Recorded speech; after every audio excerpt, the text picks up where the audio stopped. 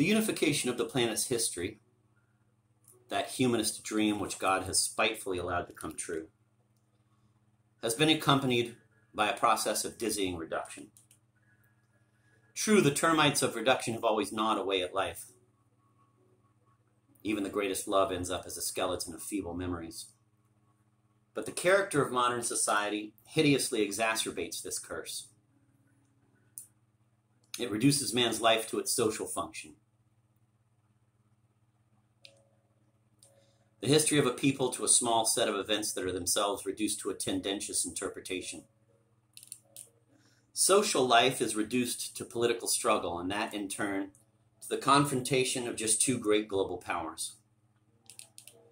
Man is caught in a veritable whirlpool of reduction where Husserl's, quote, world of life, end of quote, is fatally obscured and being is forgotten.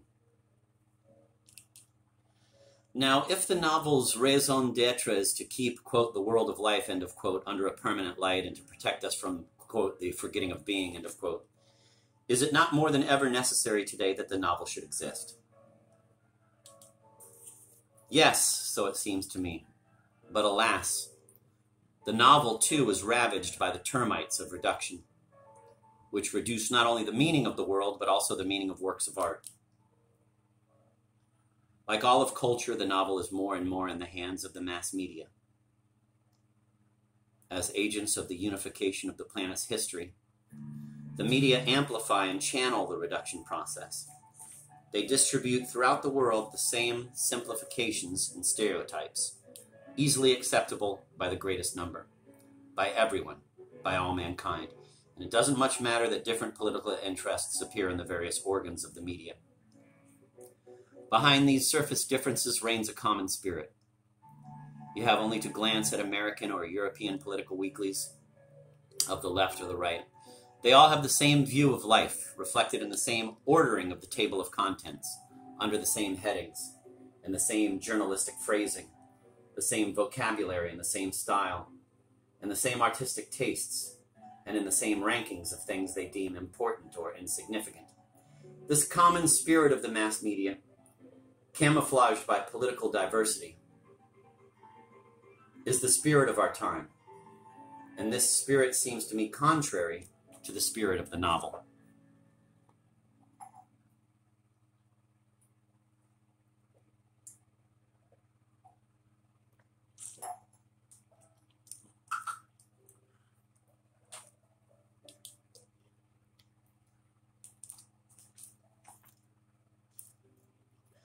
The novel's spirit is the spirit of complexity. Every novel says to the reader, things are not as simple as you think. That is the novel's eternal truth. But it grows steadily harder to hear amid the din of easy, quick answers that come faster than the question and block it off. In the spirit of our time, it's either Anna or Karenin who is right. And the ancient wisdom of Cervantes, telling us about the difficulty of knowing and the elusiveness of truth, seems cumbersome and useless. The novel's spirit is the spirit of continuity. Each work is an answer to preceding ones. Each work contains all the previous experience of the novel. But the spirit of our time is firmly focused on a present that is so expansive and profuse that it shoves the past off our horizon and reduces time to the present moment only. Within this system, the novel is no longer a work, a thing made to last, to connect the past with the future, but one current event among many, a gesture with no tomorrow. Does this mean that, quote, in a world grown alien to it, end of quote, the novel will disappear? That it will leave Europe to founder in the, quote, forgetting of being, end of quote? That nothing will be left but the endless babble of graphomaniacs?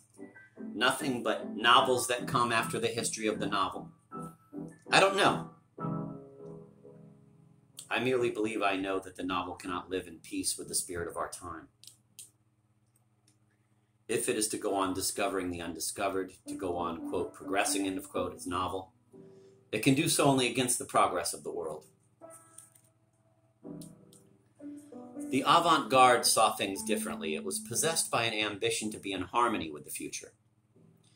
It is true, avant-garde artists did create works that were courageous, difficult, provocative, ridiculed, but they did so in the conviction that, quote, the spirit of the time, end of quote, was with them and would soon prove them right. Once upon a time, I too thought that the future was the only competent judge of our works and actions. Later on, I understood that chasing after the future is the worst conformism of all, a craven flattery of the mighty. For the future is always mightier than the present. It will pass judgment on us, of course, and without any competence.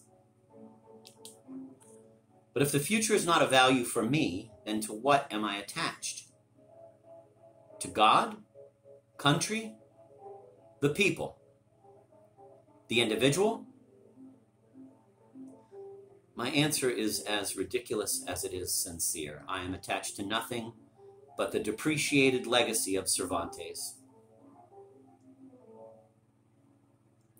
Part 2, Dialogue on the Art of the Novel.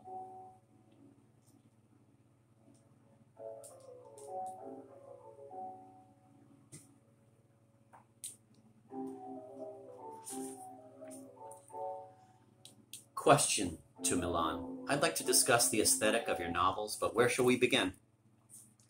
Kundera. With this assertion, my novels are not psychological. More precisely, they lie outside the aesthetic of the novel, normally termed psychological. Question, but aren't all novels necessarily psychological, that is concerned with the enigma of the psyche? Kundera. Let's be more precise. All novels of every age are concerned with the enigma of the self. As soon as you create an imaginary being, a character, you are automatically confronted by the question, what is the self? How can the self be grasped?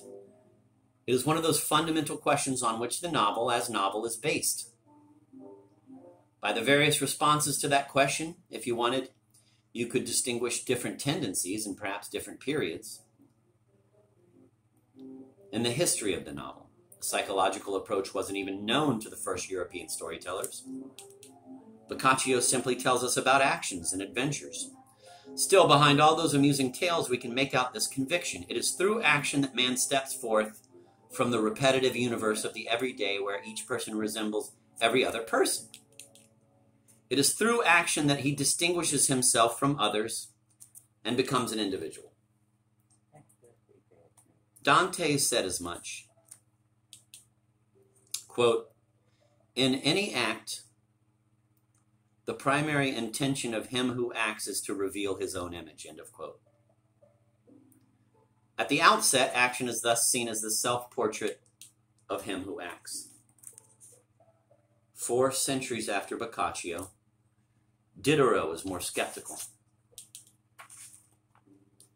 His Jacques le Fatalist seduces his friend's girl. He gets happily drunk. His father wallops him. A regiment marches by. Out of spite, he signs up. In his first battle, he gets a bullet in the knee. And he limps till the day of his death. He thought he was starting an amorous adventure, and instead he was setting forth toward his infirmity. He could never recognize himself in his action. Between the action and himself, a chasm opens. Man hopes to reveal his own image through his act, but that image bears no resemblance to him. The paradoxical nature of action is one of the novel's great discoveries. But if the self is not to be grasped through action, then where and how are we to grasp it? So the time came when the novel, in its quest for the self, was forced to turn away from the visible world of action and examine instead the invisible interior life. In the middle of the 18th century, Richardson discovers the form of the epistolary novel, in which the characters confess their thoughts and their feelings. Question: the birth of the psychological novel? Kundera. The term is, of course, inexact and approximate. Let's avoid it and use a periphrasis.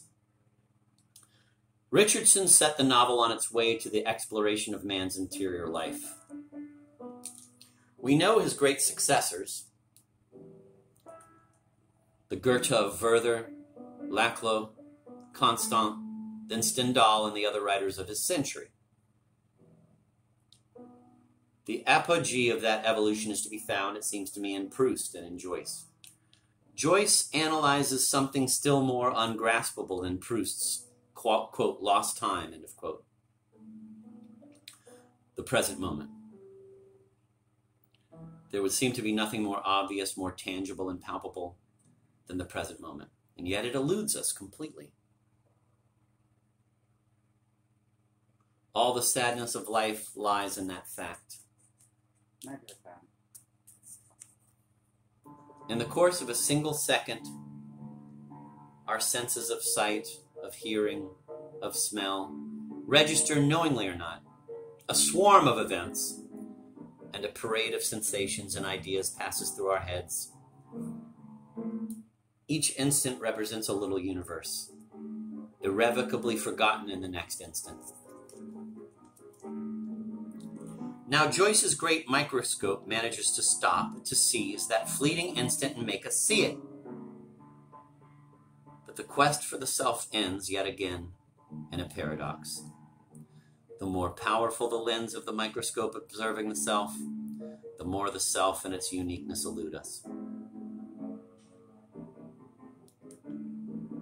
Beneath the great Joycean lens that breaks the soul down into atoms, we are all alike. But if the self and its uniqueness cannot be grasped in man's interior life, then where and how can we grasp it?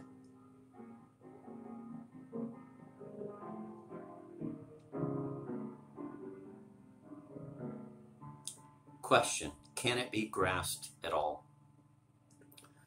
Kundera: of course not. The quest for the self has always ended and always will end in a paradoxical dissatisfaction. I don't say defeat, for the novel cannot breach the limits of its own possibilities, and bringing those limits to light is already an immense discovery, an immense triumph of cognition. Nonetheless,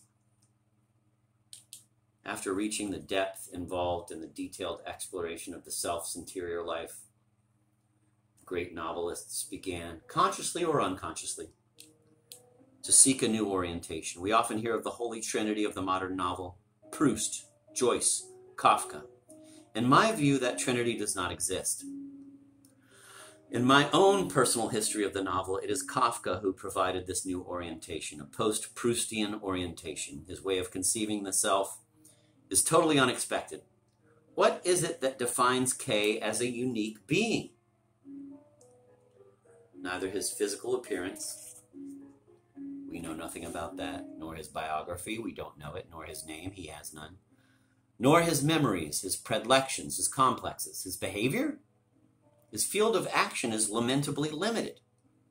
His thoughts, yes, Kafka unceasingly traces K's reflections, but these are bent exclusively on the current situation. What should be done then and there in the immediate circumstances? Go to the interrogation or evade it? Obey the priest's summons or not? All of K's interior life is absorbed by the situation he finds himself trapped in. And nothing that might refer beyond that situation, K's memories, his metaphysical reflections, his notions about other people, is revealed to us. For Proust, a man's interior universe comprises a miracle, an infinity that never ceases to amaze us.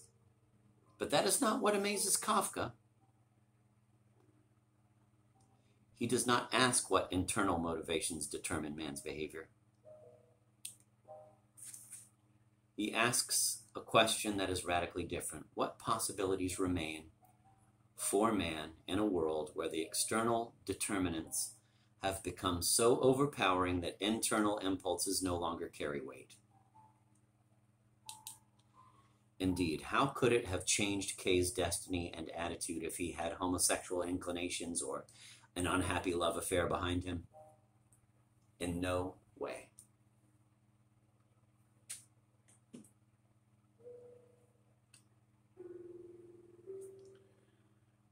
question. That's what you say in The Unbearable Lightness of Being. Quote, the novel is not the author's confession, it is an investigation of human life and the trap the world has become, end of quote.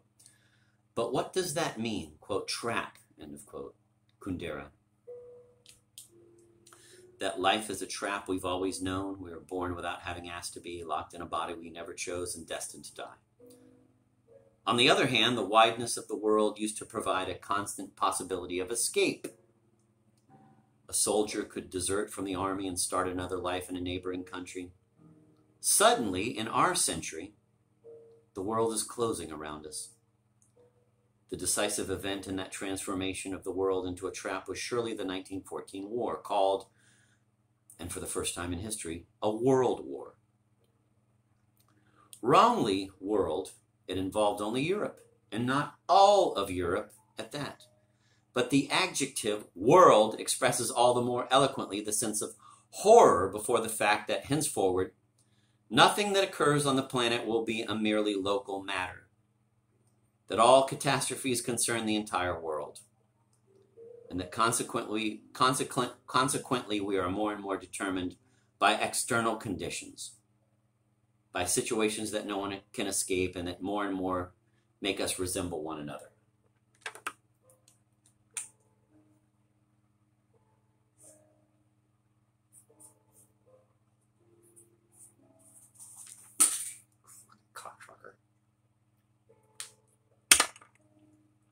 Hey Google, how much time left on that timer?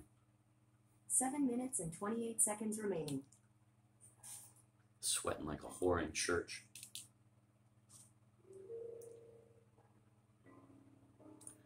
But understand me, if I locate myself outside the so-called psychological novel, that does not mean that I wish to deprive my characters of an interior life. It means only that there are other enigmas, other questions that my novels pursue primarily.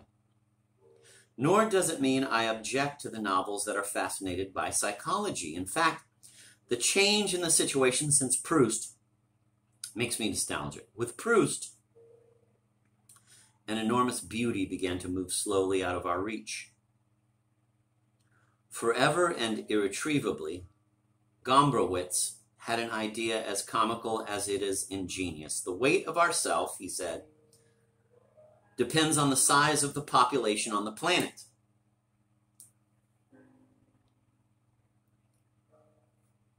Thus, Democritus represented a 400 millionth of humanity, Brahms a billionth, Gombrowicz himself a 2 billionth. By that calculation, the weight of the Proustian infinity, the weight of a self's interior life, becomes lighter and lighter.